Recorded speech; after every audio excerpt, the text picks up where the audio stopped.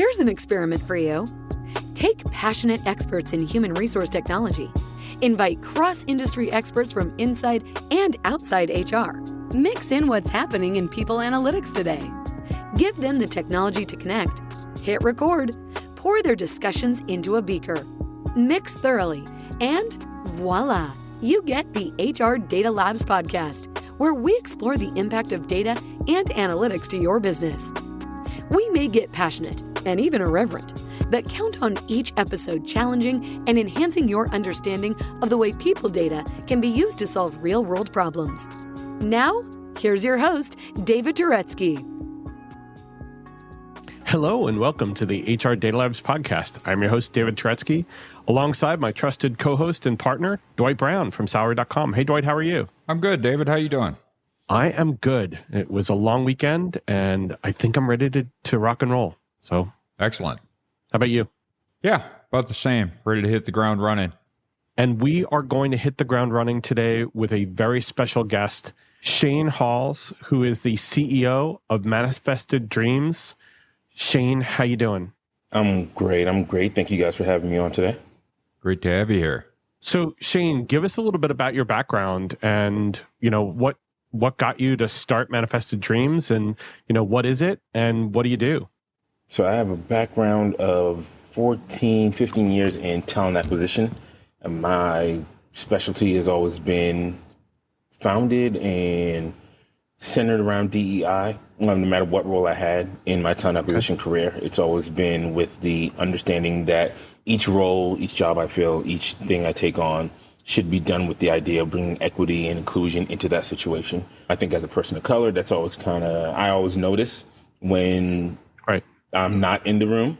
And so I always try to make it my point to make sure everyone is represented in the room when I take on any role, wherever I've been at. And so it's just been a thing of mine to always have at the forefront when I'm dealing with leadership and what to do. So Manifested Dreams basically was something I've been doing on my own, on the side, off and on over the few years. And this year I decided to kind of make it a real tangible organization and really bring a lot of my clients in that I've been doing small work for under one bridge. And so we'll just strive with Manifested Dreams to kind of bridge the gap between like AI and corporate professionals, right? I'd really try to help companies and businesses just harness the power of AI into their corporations. And then also I do the same thing with individuals, right? Because of the world of AI and how AI will inevitably impact some person's jobs, I help people understand how to integrate AI into their career, how to use AI as part of their day-to-day duties. So when their companies finally do integrate AI, they're not left behind. They're looked to as someone who can be an asset to the integration process as opposed to someone who's going to get overtaken by the integration process. I always try to tell people I try to help folks not be a blockbuster in the world of Netflix, right? I want you to be able to... Perfect analogy. Exactly. I want you to be able to understand what this technology is and how to use it, and then be able to be an asset and grow and really incorporate AI into how you do your day-to-day job to accelerate. And then the other side of Manifested Dreams is still at the core of what I love to do. I sit down with organizations and help them go through their culture, do cultural evaluations, understand where their equity needs are at, understand where their inclusion needs are at, set up culture committees, take them through microaggression training, bias training, things of that nature. Whatever it takes just to help bring a little bit more light onto the situation. And then with the market the way it is, we also help persons go through, just resume critiques and updating resumes to try to reflect the world of technology that we're in and how do I best position themselves with this in this new world that we're in. Talk a little bit about the ebook that you created on Inclusivity 2.0. Yes. So Inclusivity 2.0 is a great book that I wanted to put together to help persons understand how AI impacts DEI, right? And how, like I said before, AI will naturally be replacing many jobs in the workplace. And because many of those jobs initially are going to be those administrative jobs, it's going to be those entry-level based, repetitive type roles, whether it be in the manufacturing job line, things of that nature. A lot of these jobs are either filled with women or persons of color. And when we start bringing in AI, we're going to start already impacting the DEI numbers in organizations. And so with the shift in technology usage, how it's going to impact all these minorities, I want to make sure that people are able to understand what's about to happen and then how to prepare for it, right? How to use AI to ensure that organizations retain and improve their diversity numbers as opposed to, having the diversity numbers further fall down the wayside. Right. And by the way, we're going to get into that a lot today. That kind of goes around our topic. But before we get to our topic, what's one fun thing that no one knows about Shayne? Well, if I really tell you the honest answer to that, my wife would be insulted. I've only been with her for like 23 years, and she's going to be like, oh, you telling secrets that you don't even tell me to two strangers? We don't want to get you in trouble. Exactly. I'm trying to keep we don't want to get in between. We definitely don't want to do that. So what's one thing that maybe your spouse knows that no one else knows? Okay, so one limited. I used to be obsessed with watching G.I. Joe cartoons well into my 20s. Maybe even into the 30s. Watching G.I. Joe in the morning as I prepared breakfast was something that I definitely did habitually every morning. It was something about that Yo Joe in the morning was just it just made my day start off a little bit. There's no shame to that at all. In fact, I watch Bugs Bunny with my kids, and I'm the one who wants to watch Bugs Bunny. So yeah, I definitely did. Kids were optional for me. Kids did not have to be in there. The kids were optional. And if they were making noise, you were going, be quiet, exactly. Be quiet. I got to hear this part. I am watching G.I. Joe. Have some respect. Goodness gracious. Well, that is definitely a unique one. We haven't heard that type of one fun thing before. So kudos, dude. That's why I love doing that part of things. Yeah. It definitely. We've heard some really fun things from people, and they've kind of taken us by surprise. It's a good one. What was your favorite one? What was your favorite fun thing that you've heard? Oh my God! Wow. Wow. I think for me, it was the confession of vandalism when one of our guests was in adolescence. Yeah, because you heard about the police got called right after that, right? That was That's funny. Did not happen. They really use this as a confession. They had something to get off their chest. Exactly. We put on the collar. That's right. I felt like I needed to do this. You need to absolve them from it. Man, that's good. They get absolution from the HR Data Labs podcast. There you go. One of the fun things that we get to do is we get to humanize so many people across the spectrum of, no matter what job they do, whether they're CEOs, CHROs, analysts, founders, leaders, practitioners, they all have a fun thing that they want to confess. And it just makes things so much brighter going into what could be rather dry topics. Today's topic is not dry at all. Here's a transition for you. Today's topic is not dry at all. We are going to be talking about AI's impact on DE&I. And this is something that we've been talking about a little bit, but we are excited to get into it with you, Shayne. Awesome. I'm excited to talk about it.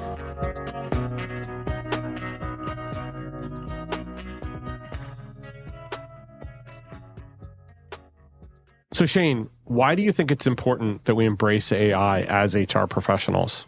I want to take a break real quick just to let you know about a new show we've just added to the network. Up Next at Work, hosted by Gene and Kata Keel of the Devon Group. Fantastic show. If you're looking for something that pushes the norm, pushes the boundaries, has some really spirited conversations, Google Up Next at Work, Gene and Kata Keel from the Devon Group. AI in its current state is one of the best tools to eliminate bias and prejudice in the talent acquisition HR process, right? So we've all been a part of or seen organizations where there's a lot of buddy system. Like inevitably you work with somebody 8, 9, 10 hours a day, you develop relationships, right? And so at times those relationships can impact how performance reviews are done. At times those relationships can impact how somebody's nephew, son, cousin gets hired for a job. At times those relationships can impact, how quickly someone is promoted into positions that maybe that they weren't necessarily ready for. Well, AI eliminates that, right? So when you integrate AI into your HR systems, one, the AI algorithms can screen and find the candidates that you're looking for without the bias of certain schools that you think are better, without judging someone for the name that they have on their resume, without, judging someone for a job that they had before the job that they had because you heard about what that company was like. You heard that people over there at that company did like this. And if this person worked at this company, then of course, then they must be feeling like that as well. So, AI takes away that, right? So when you go into your performance evaluations, if you have AI integrated into your performance evaluation systems, you're talking about a system that AI looks at the benchmarks that were inputted into the system, sees if the person hits their benchmark, and if they did, then they are given a weighted score.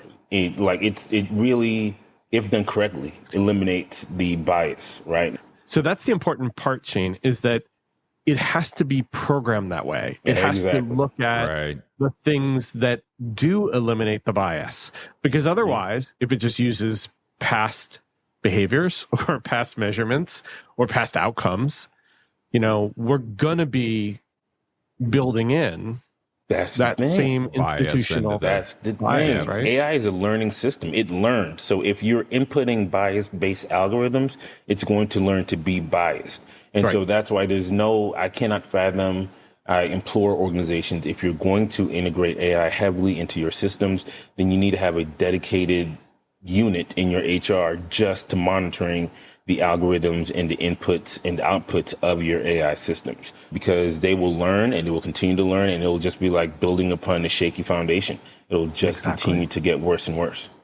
I think it goes back to one of the things you were talking about before, and you had mentioned this as part of the work that your organization does, is that if you deal with people who've been impacted by loss, whether that's they need to get retrained or whether they're transitioning and now they're going out of, let's just say, a recruiting world, and they're going into the world and saying, what's next? And you can bring them into the world of AI and help them train or maintain or administer an AI application. They can bring their background and expertise so that you can remember what not to do or how to filter correctly and appropriately, instead of getting someone who's just a developer who looks at the past.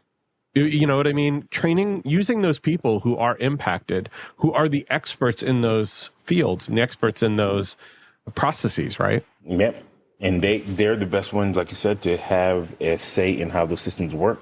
And that's why now is such a great time, because you can really play with a lot of these AI systems and get to learn them in a way that's not extremely regulated and not going to cost you arm and a leg to go through training programs and such, and really be a expert at how to use these systems and what they can do, right? Just learning how to put in the algorithm, learning how to prompt with an AI system is so important and can get you great results or bad results, depending on what you know how to do. And so it's important that you learn this in this day and age. This is what we were, when AOL was still doing dial-up and ringtone, and people were like, what is this? What is this internet thing? And everyone was like, there are people who dove in and understood it and capitalized on it. And then there were those who still loved their grandma's, rotary phone, and they were still upset. on AOL. But to talk to that, you brought up something that's really important, which is the regulation. There are so many, probably, I don't want to say ignorant, because that might run afoul of being ignorant itself. But there are people who are worried about AI getting out of control, and they're positioning regulations to put a brake on the adoption. What do you think about that in the context of HR and in context of us being able to actually utilize it for good things? I think that everything can be used for good or bad, right? There's no, a pencil is a dangerous weapon in the hands of John Wick, right? It doesn't matter what it is.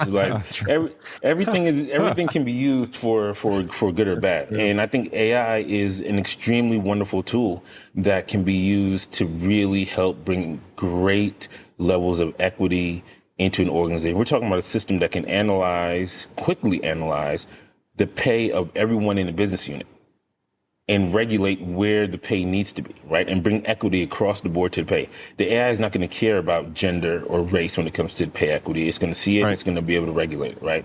And so I think as HR professionals, HR organizations, they have to integrate it and they have to be open to that, but they can't be scared of it. They have to understand that it is a genius 6-year-old child, right? And that we can control it and we can hold its hand and we can point it in the direction we want it to go, and we can mold it into a great tool or we can mold it into a horrible tool. It depends on I guess you want to say, the importance that the organization pays to the HR team, right? Because if you just have this as another duty for already overworked HR professionals, then it's going to be overlooked at times, right? But if you have persons who are dedicated to making sure that leaders and persons who have access to the system are using it and putting in the proper algorithms, and they can regulate it and make sure that it's being used properly.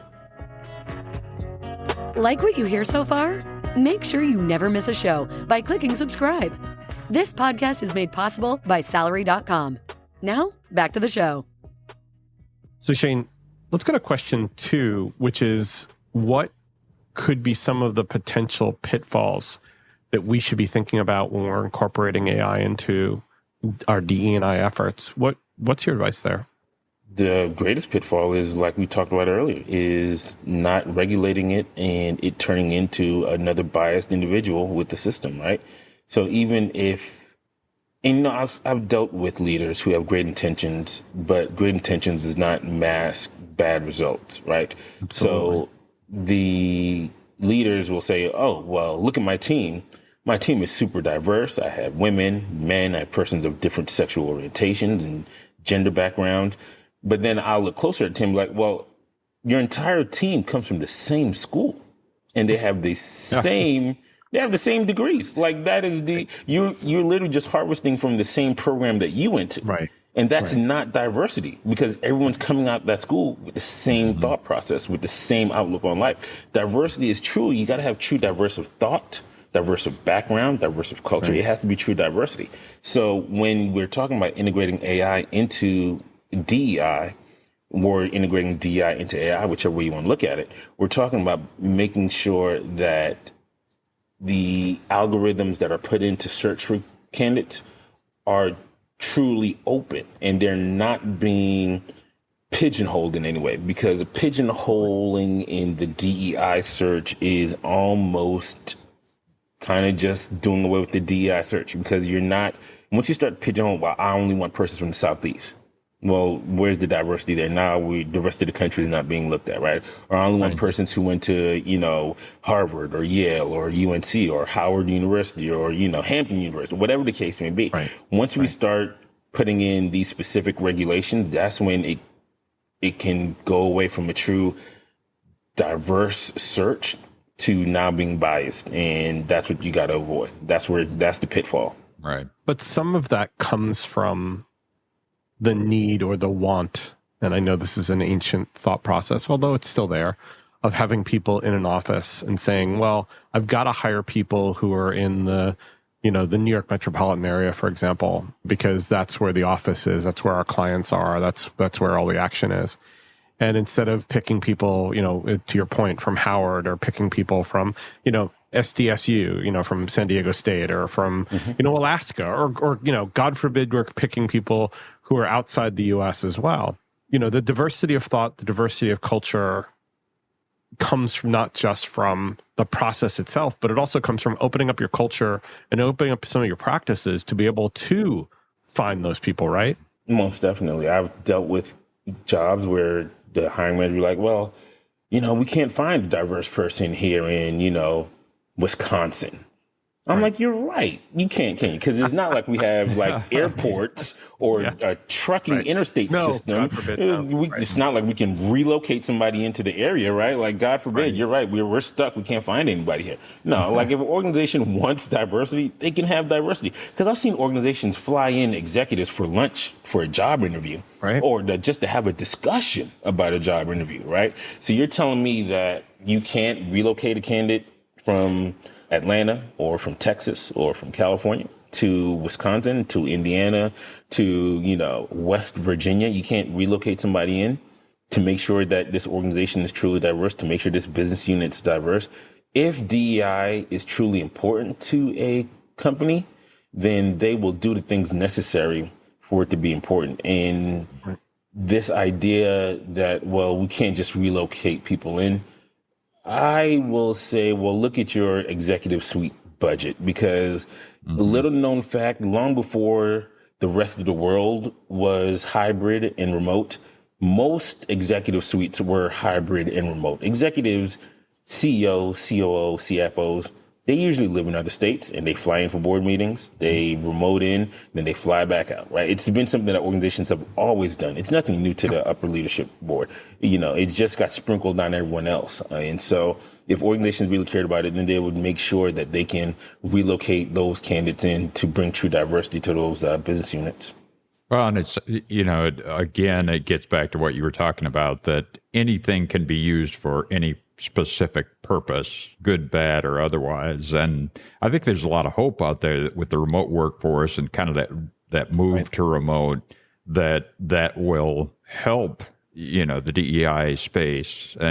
But ultimately it'll end up being interesting as we look at this a year from now, 5 years from now, 10 years from now, to figure out, did we really deliver on that? Or are we just doing the same things that we've always done, just with people spread across the United States or across the world? Yeah. That is, Dwight, yesterday was Juneteenth, and a lot of conversations I've had with a lot of my professional friends was, what was the result of all the hype in 2020? Like, if we look at all our organizations now, all this cultural movements that were happening in 2020, all of the changes that every company came out and said they were going to make, 3 years later, have we seen significant changes in executive boards? Have we seen significant changes in leadership in organizations? And if your answer to that question is no, then as HR professionals, how are we going to hold companies accountable? Right?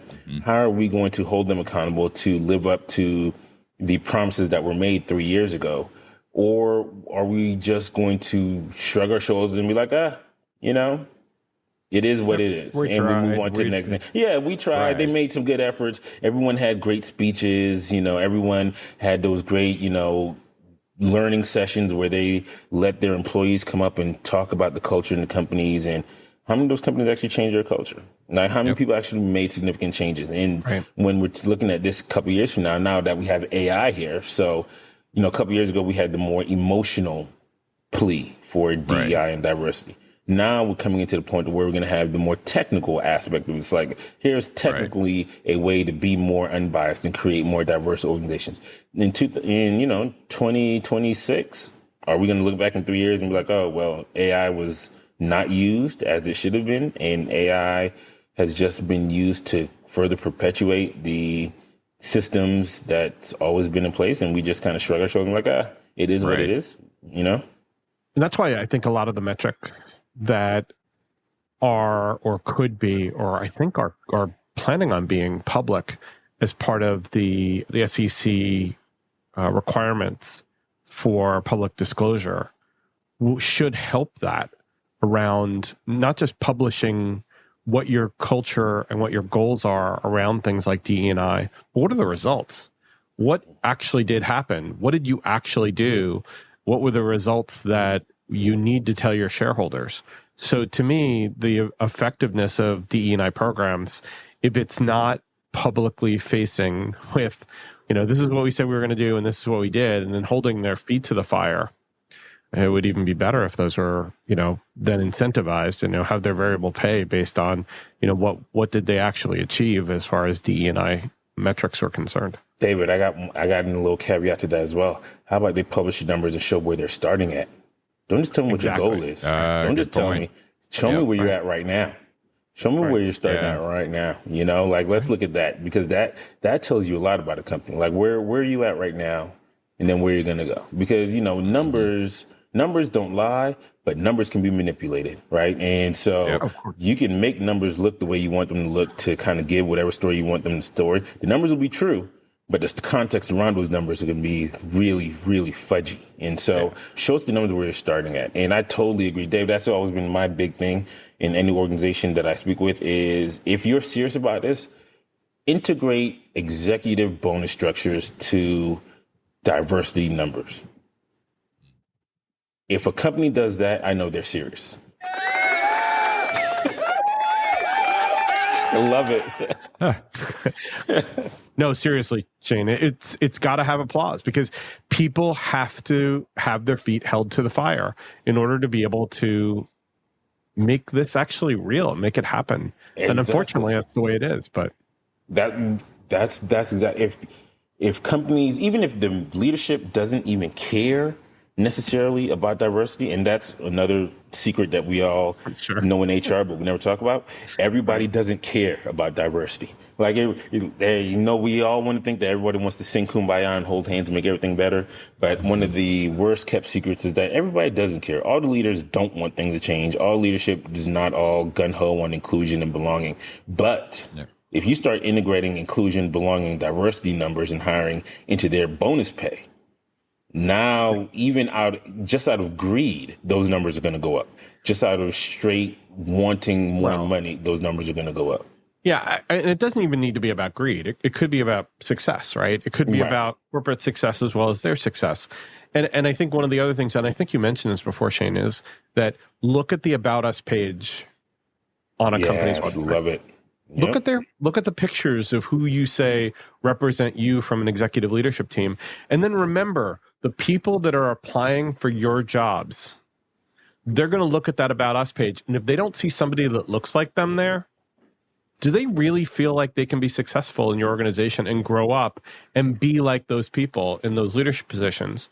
And so one of my former employers, ADP, did a really good job of that. They had an extremely diverse executive group, the executive committee.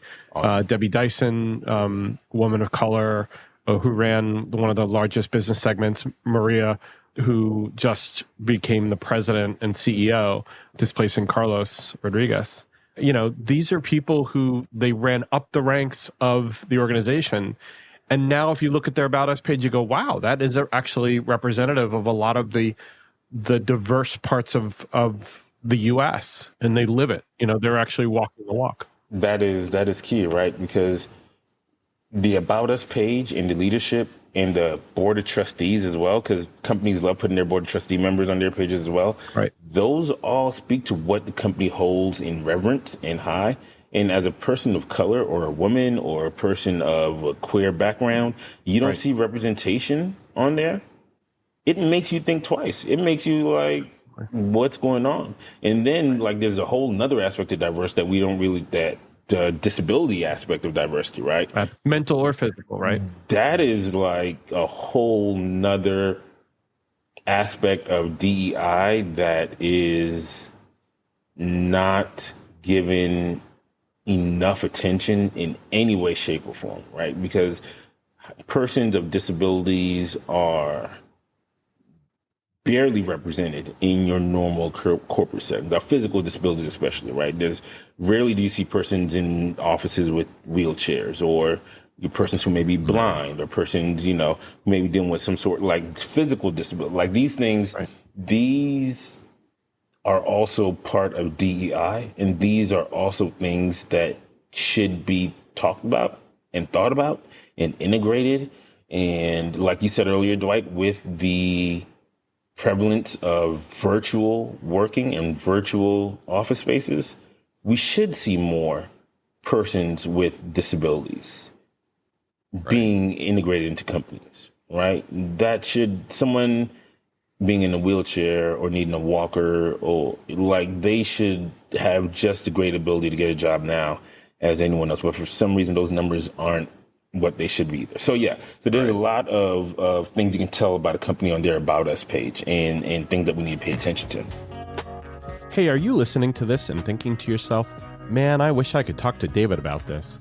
Well, you're in luck. We have a special offer for listeners of the HR Data Labs podcast. A free half-hour call with me about any of the topics we cover on the podcast or whatever is on your mind.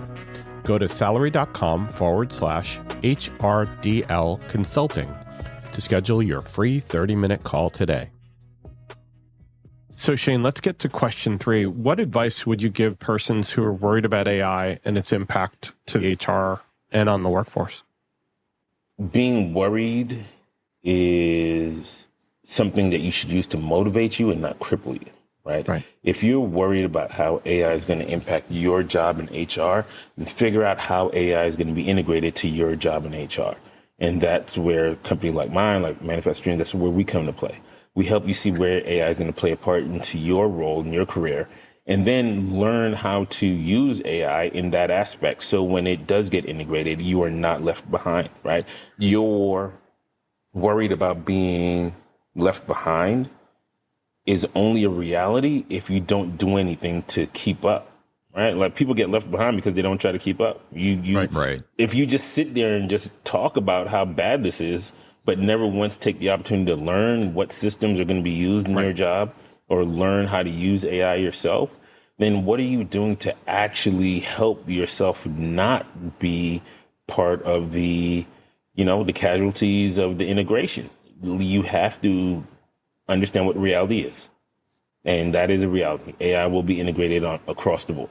Well, we've already seen the recruiting space be impacted significantly. Oh my gosh. There's already organizations using AIs to conduct face-to-face interviews. We're not even talking about those basic, chatbot interviews anymore. That was a thing a couple of years ago, right? Like those chatbot interviews where you just answer a series of questions and then it's scored and weighed and sent to recruitment. That's AI. And that's been going on for years.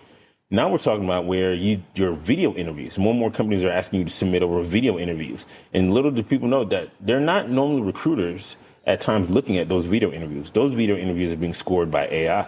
The AI is looking at your facial movements. It's looking at your body movements. It's understanding the inflections in your voice, because AI is so advanced now that it understands sentiment, it understands context, it understands sarcasm. And so your video interviews are being scored by AI, right? AI is here and so you have to understand what your job is in HR, how it's going to be impacted by AI, and then how to get ahead of that.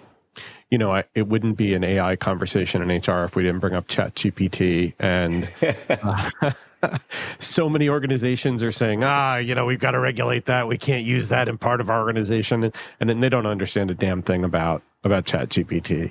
And one of the fun things I love to do is I love to try stuff. So I went in and I started to interrogate ChatGPT, and I was working for a client at the time, and we were talking about building a philosophy statement, and we were talking about building a user manual for managers. And I started to use ChatGPT to actually document some of those things.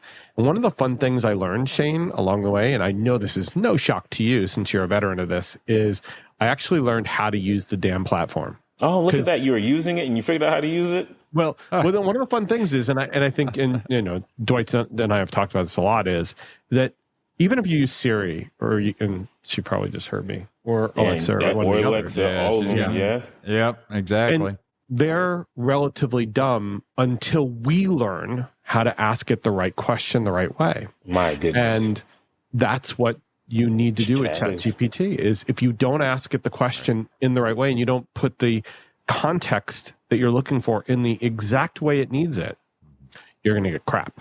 You hit the nail on the head. These systems are so powerful, man. I tell people that Siri, Alexa, as basic as they are, we have not even been using them to an nth of what they can do for you, even in their most basic forms that they are in right now. And chat is like the grown-up cousin of Alexa and Siri, and it can do so much more. And it's all about how you prompt. How do you speak to it? How do you ask the question? I'll give you one further, David. I've used my system so much that it named itself. Like it is like my system named itself Amara, and I don't even call it Chat anymore. It calls me Shayne, calls it Amara. Like it's a learning system, and you can literally just talk to it and talk to it and talk to it and talk to it, and it will learn how you speak, how your context. It remembers conversation. It is amazing, but you got to use it. You can't be scared of it. Right. You have to actually just go into it and use it. Every time you have a random question in your head, go in and talk to the system. You want to figure out how to do something, you can't figure out a recipe. The systems can tell you how to cook. Like it can tell you how to cook, people. It can tell you how to iron. It can tell you how to do whatever you need to do. Just go in and talk to it and learn it, because that's going to be the skills that you're going to need to use it in your job on day to day. When the AI system is integrated into your job in the HR, you're going to have to learn how to prompt that system. You're going to have to learn how to talk to that system. And you need to be able to practice that and learn that on your own. Yeah, we assume that we can just throw it into place. We're going to get AI. We just, okay, it's kind of like when you used to do the disk into your computer. We're just going to install it. I'm going to throw the CD in there. We're going to install it. Everything's going to be hunky-dory from there. Yeah, exactly. It'll be interesting to see how many companies actually take the time and go through the effort to actually do that learning of how do you interact with this? How do you overlay this on your platform to be able to do good things? Or do you just say, well, we tried it, didn't work, Right. Well, now, here's the thing, right? As from you guys, from an HR perspective, I want to know, as you talk to so many different HR organizations, I wonder if the questions come up yet, because something I talk to people about. When you're hiring, when you've integrated AI and now you need the system to work and you start hiring these prompt engineers, if you are in the company and you don't know how to use the system, how are you going to interview the prompt engineers that you're coming in to do the system? Right? No, exactly.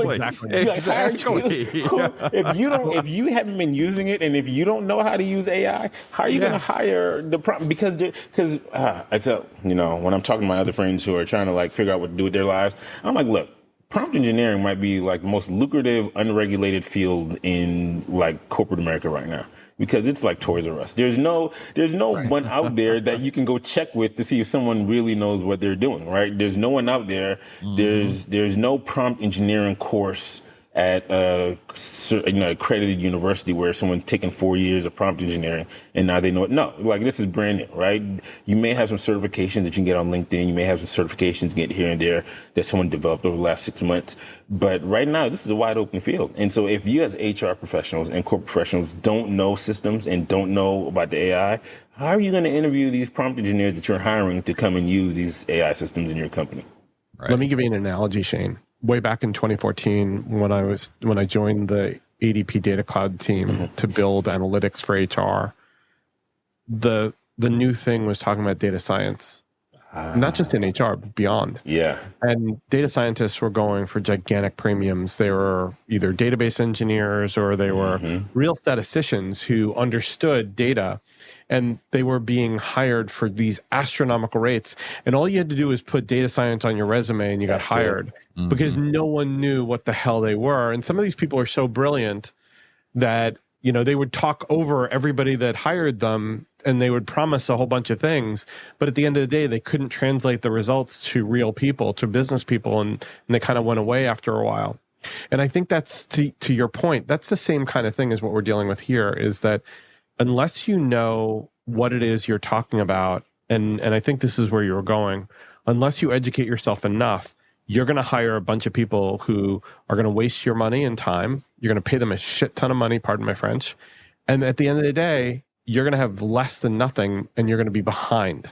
So what your advice is? Education?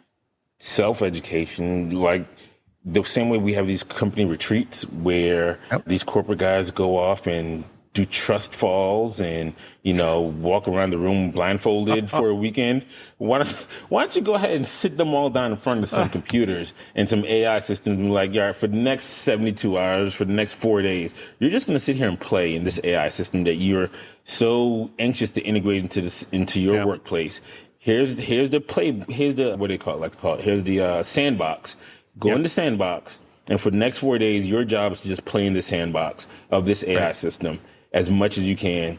This is all we're going to do, right? Because like you said, you're going to hire people who are just there to hustle you, right? Because they be like, okay, I can maybe get 2 years out of this company. 2 years, about $350,000. I can get $700,000 easy. I'll apply for another job before they pick up the whiff that I don't know what I'm talking about here, and I'll move on and do it again to another. You need to know what you're doing so you can monitor the people that you're hiring to do this thing. And there are tools at their fingertips. I mean, there is ChatGPT, there's Bard from Google.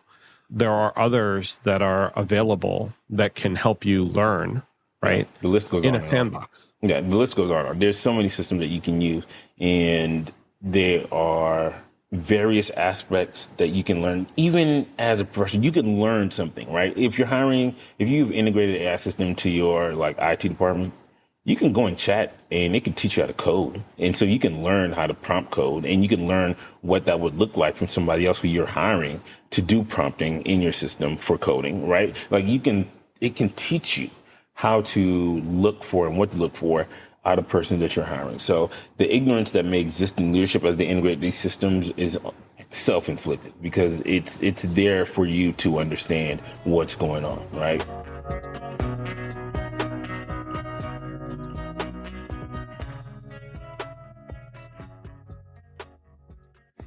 So Shayne, I don't want to stop this conversation because it's been amazing. I think we may have to have you back to talk a little bit more about it, because we've kind of gone beyond DE&I. We've actually talked about really AI's usefulness within all of HR. And, at some point, that's great. That's awesome. But affecting DE&I is probably the best thing you can do in the short term, because, let's face it, that's where most companies need the most help right now. They do. So if you don't mind, we'll invite you back and we'll have you talk a little bit more about this wonderful topic, okay? Yeah, let's do that. Most definitely. We can talk about this all day, man. Shayne, thank you so much. Really appreciate it. You're awesome. I appreciate you guys. Love the energy. Dwight, thank you. Yeah.